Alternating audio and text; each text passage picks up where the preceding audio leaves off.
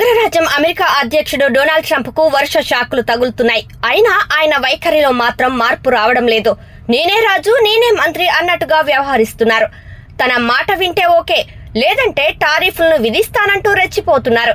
ఇదేంటని అడిగేవారు లేకపోవడంతో ఇష్టం వచ్చినట్లు ప్రవర్తిస్తున్నారు. మరి ట్రంప్ అలా వ్యవహరిస్తే మన భారత్ చూస్తూ ఊరుకుంటుందా? దవ్వడ పగిలేలా సమాధానం చెబుతుంది కదా. అదేనండి చెప్పింది కూడా. దాని పర్యవసానమే 25 దేశాలు తీసుకున్న ఈ నిర్ణయం. ఇంతకీ ఆ డెసిషన్ ఏమిటో ఇప్పుడు చూద్దాం. ట్రంప్ రెండోసారి అధికార పగ్గాలు చేపట్టాక పలు కఠిన నిర్ణయాలు తీసుకుంటున్నారు. మేక్ అమెరికా గ్రేట్ అగైన్ లో భాగంగా దేశంలోని వలసవాదులను తిరిగి స్వదేశాలకు పంపించారు. అలాగే స్థానికులకే ఉపాధి ఉద్యోగాల పేరుతో విదేశీయులను ఉద్యోగాల నుంచి తొలగించారు. ప్రపంచ వ్యాప్తంగా అనేక దేశాలపై తన అక్కసును వెళ్లగక్కుతున్నారు. సుంకాల పేరుతో తీవ్రంగా వేధిస్తున్నారు. రీసెంట్ గా భారత్ పైన 50% సుంకాలు విధించారు. రష్యా నుంచి భారత్ చమురు కొనుగోలు చేస్తున్న కారణంతో ఈ నిర్ణయం తీసుకున్నారు. ఈ పన్నులు ఆగస్టు 27 నుంచి అమల్లోకి వస్తాయి.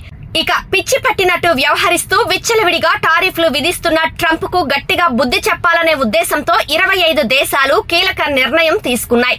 అందులో భాగంగా అమెరికాకు పోస్టల్ సర్వీసులు నిలిపివేశాయి.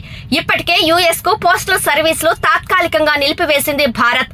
ఇవాల్టి నుంచి భారత్ అమెరికాకు మధ్య పోస్టల్ సేవలు ఆగిపోతాయి.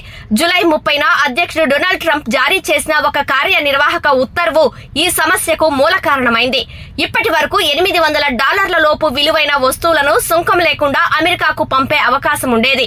అయితే కొత్త ఆదేశాల ప్రకారం ఆగస్టు 29 నుంచి ఈ మినహాయింపును పూర్తిగా రద్దు చేస్తున్నారు. దీంతో అమెరికాకు వచ్చే ప్రతి అంతర్జాతీయ పోస్టల్ వస్తువుపై కస్టమ్స్ సుంకాలు వర్తిస్తాయి.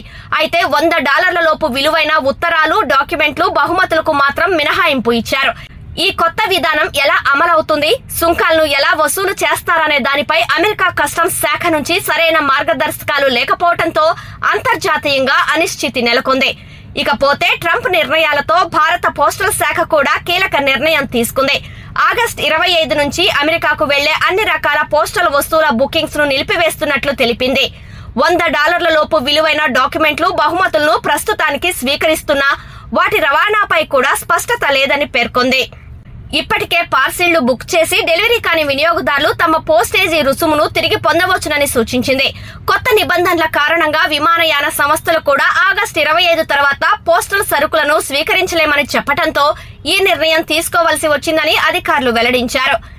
ఈ నిర్ణయం వల్ల అమెరికాకు ఎగుమతులు చేసే చిన్న వ్యాపారులు, ఈ కామర్స్ సంస్థలు, సాధారణ ప్రజలు తీవ్రంగా నష్టపోతున్నారు.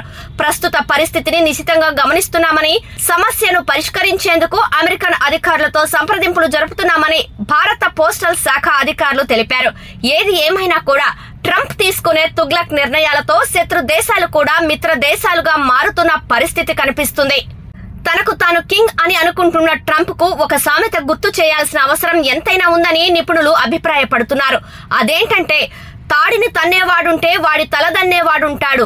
ఇది అచ్చంగా ట్రంప్ కు సరిపోతుంది. అమెరికా అంటే ఇప్పుడు ఏ దేశం కూడా భయపడే పరిస్థితి లేదు. దేనికైనా సై అంటే సై అన్నట్లు ఆయా దేశాలు ఉన్నాయి.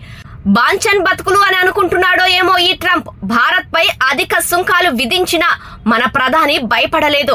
ఇప్పుడు ట్రంప్ నే భయపెడుతున్నాడు. మోదీ వ్యూహంలో భాగమే ఈ 25 దేశాలు తీసుకున్న తాజా నిర్ణయం. చూడాలి మరి భవిష్యత్తులోనైనా ట్రంప్ లో ఏమైనా మార్పు వస్తుందో లేదో అని.